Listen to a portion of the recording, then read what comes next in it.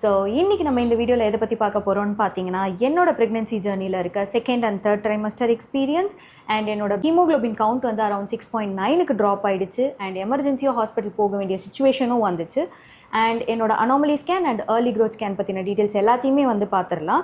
And என்னோட first trimester experience video வந்து already நம்ம சேனலில் போஸ்ட் பண்ணியிருக்கோம். அதை பார்க்காதவங்களுக்கு லிங்க்கை டிஸ்கிரிப்ஷனில் கொடுக்குறேன், டூ செக் இட் அவுட்.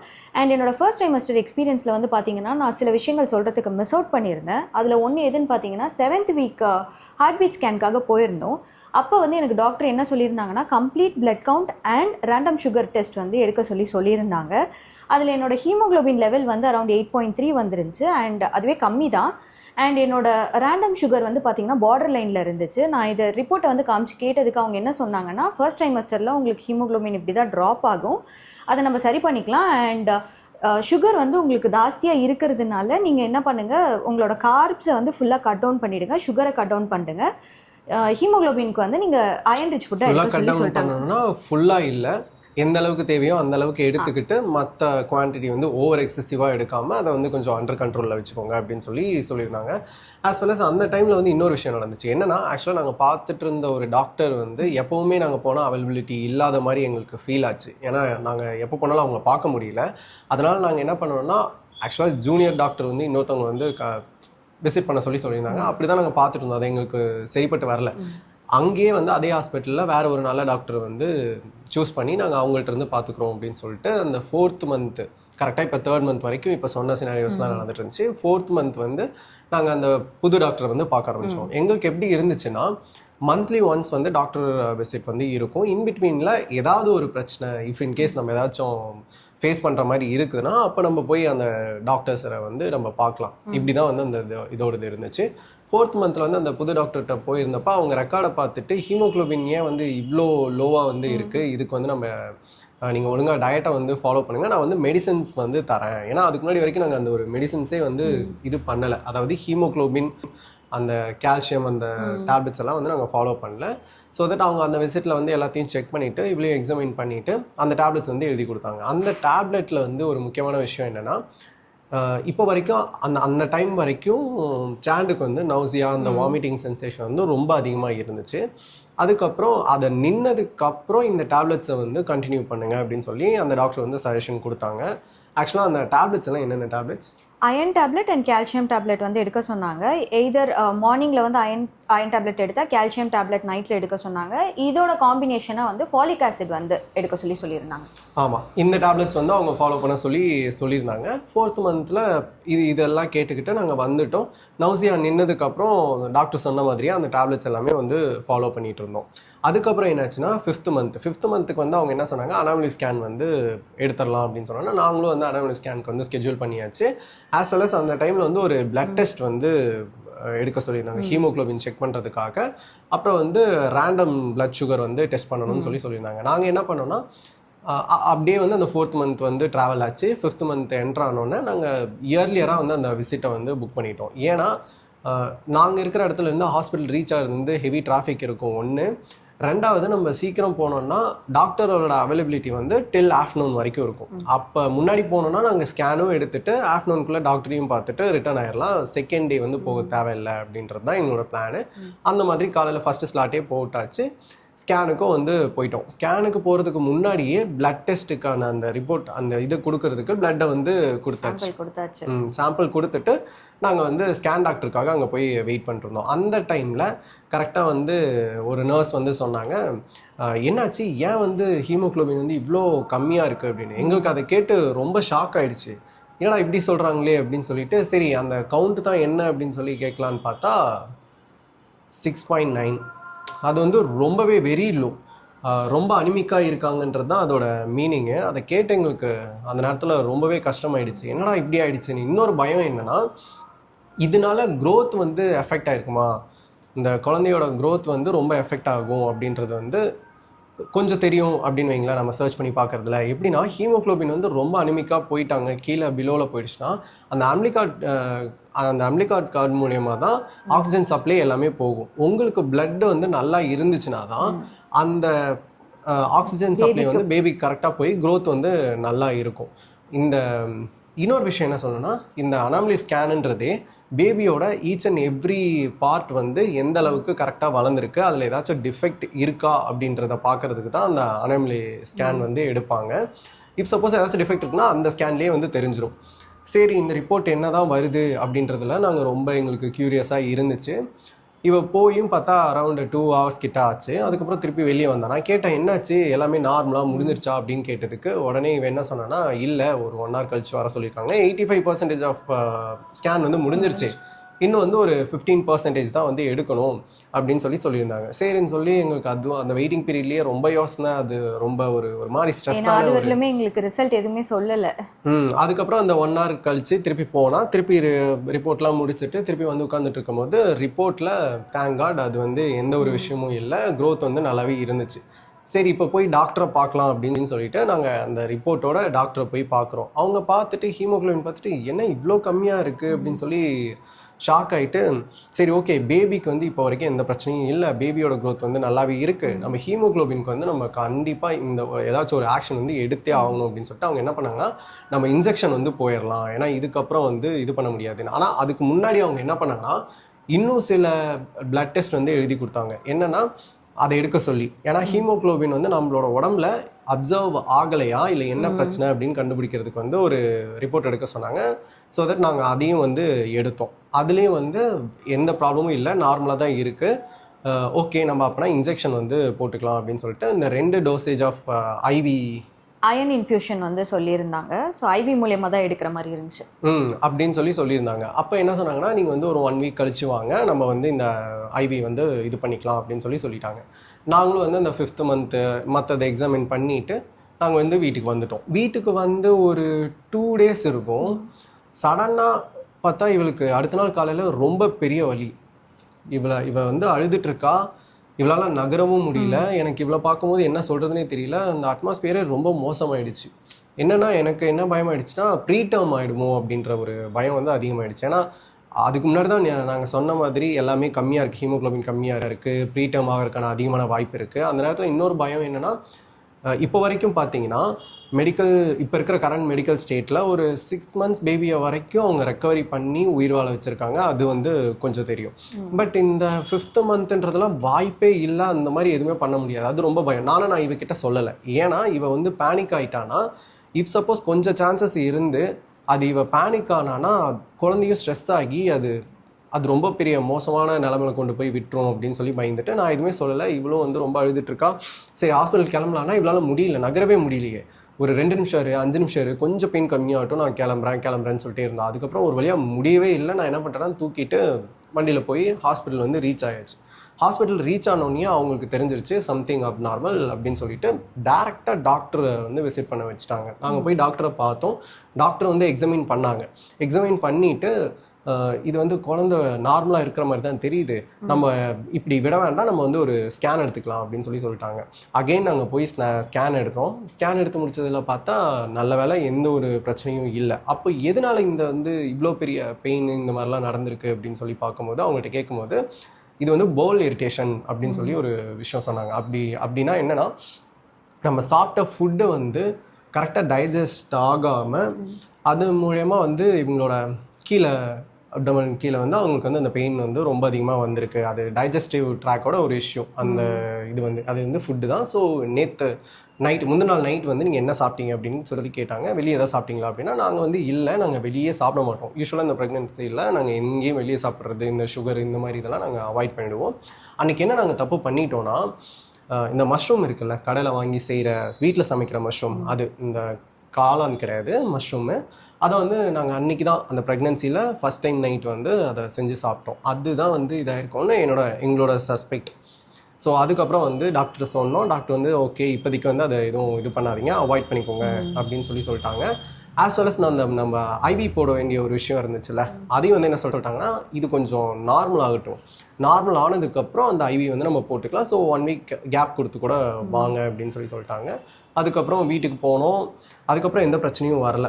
சரி ஓகே அப்படின்னு சொல்லிட்டு அவங்க சொன்ன அந்த டைம் பீரியடில் ஒரு 1.5 weeks கேப்பை விட்டுட்டு நாங்கள் ஐவிக்கு வந்து அகெயின் வந்து ஹாஸ்பிட்டல் விசிட் பண்ணோம்.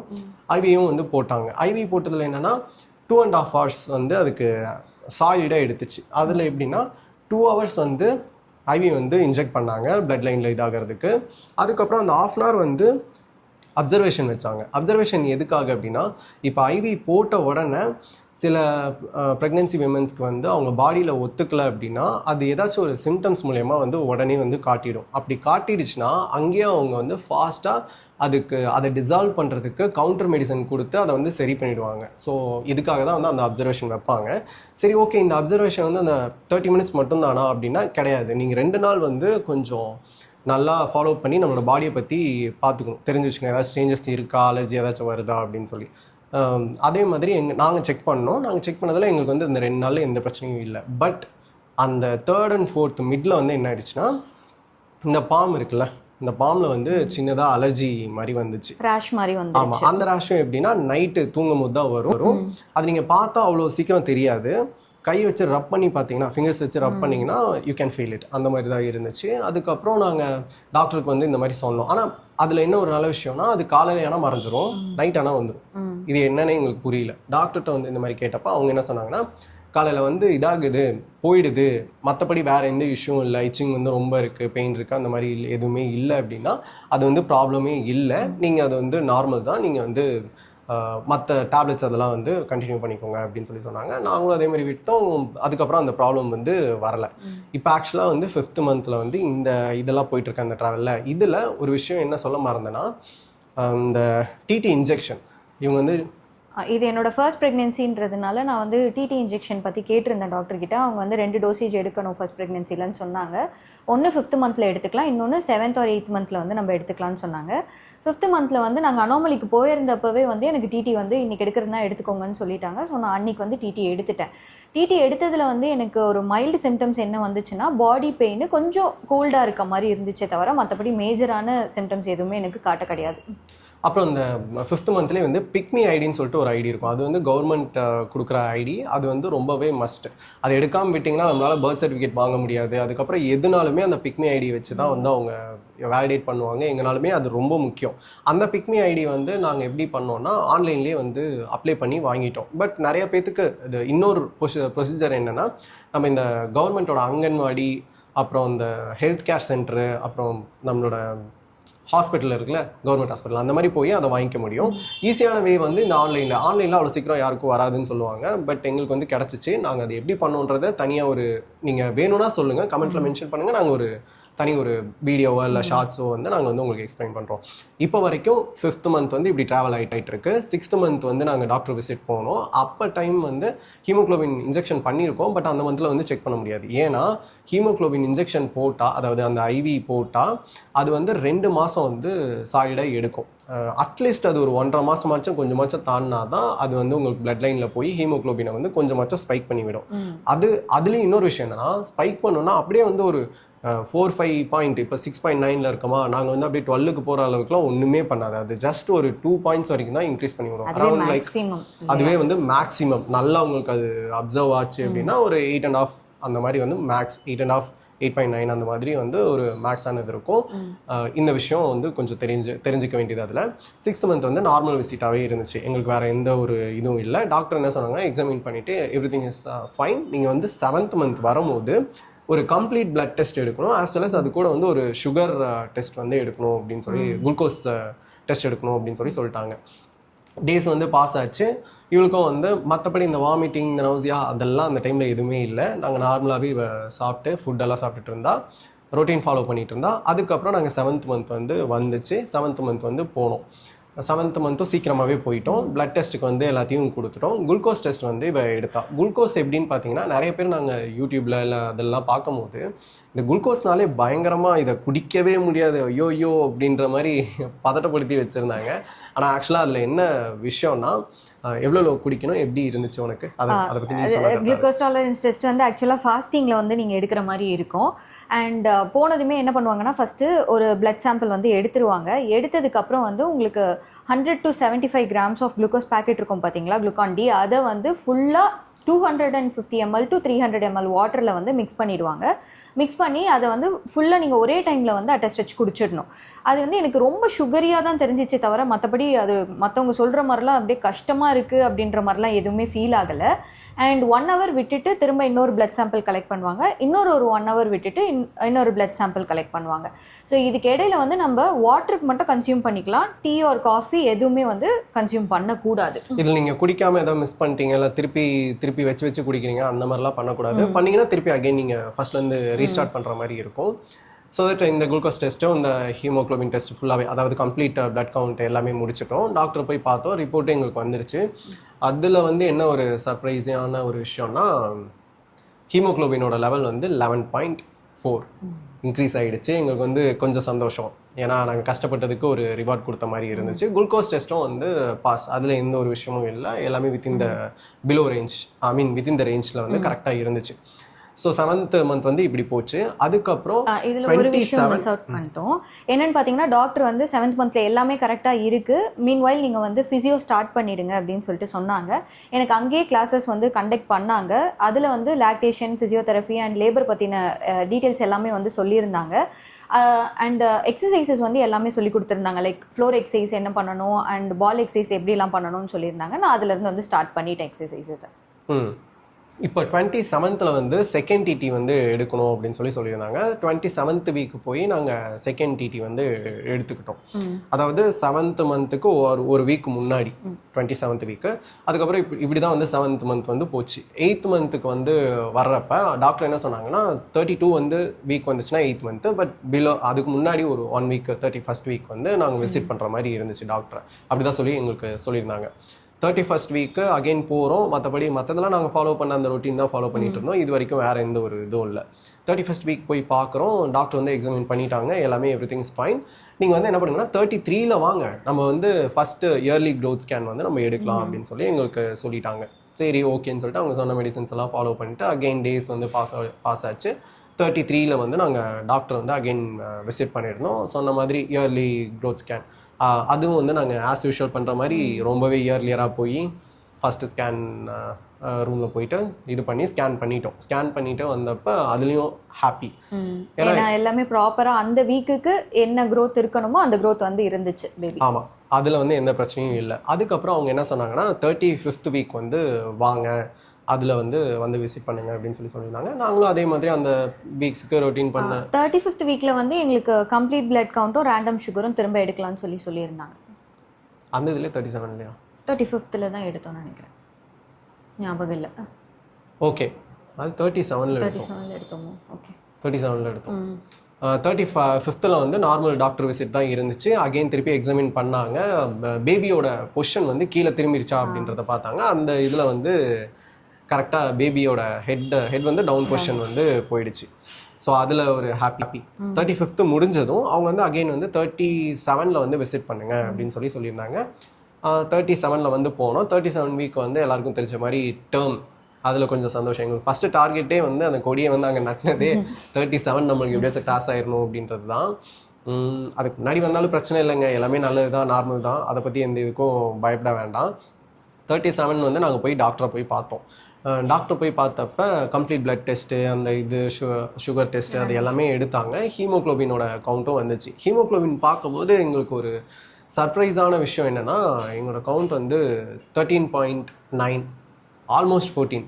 நாங்கள் வந்து ரொம்ப ஹாப்பி. டாக்டரும் பார்த்துட்டு என்னன்னா, இப்போ ரீசன்ட் டேஸில் வந்து அந்த 13+ பார்க்குறதே வந்து கொஞ்சம் ரேராக இருக்குது, தட்ஸ் ரியலி குட் அப்படின்னாங்க. எங்களுக்கும் ரொம்ப சந்தோஷம். அப்போ நாங்கள் ஒரு முடிவு எடுத்தோம், என்னென்னா இதை எப்போவுமே வந்து நம்ம ட்ராப் ஆக வந்து விடக்கூடாது. இப்போ நல்ல ரேஞ்ச் ஏறிடுச்சு, நம்ம அதனால் நம்ம என்ன லத்தாலஜிக்காக இருக்கலாமே, இது என்ன பெரிய விஷயம் அப்படின்ற மாதிரி விடக்கூடாது. ஏன்னா இந்த ப்ரெக்னென்ட் விமன்ஸ் வந்து ஆஃப்டர் டெலிவரிலையும் அவங்களோட பிளட்டோட ஹீமோக்ளோபின் நல்லா இருந்தால் தான் அவங்களோட ரெக்கவரி வந்து ஃபாஸ்ட்டாக இருக்கும்.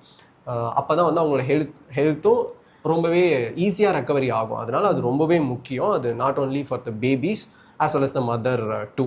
இது வந்து தெரிஞ்சுக்க வேண்டிய விஷயம். அதுக்கப்புறம் என்ன சொன்னாங்கன்னா 38ல் வாங்க, நாங்கள் வந்து அடுத்த க்ரோத் ஸ்கேன் வந்து எடுத்துக்கலாம்னு சொல்லிட்டாங்க. இப்போ இந்த வீடியோ எடுக்கிற டைமில் நாங்கள் வந்து 37 வீக் ஆகி வந்து ட்ராவல் பண்ணிட்டு இருக்கோம்.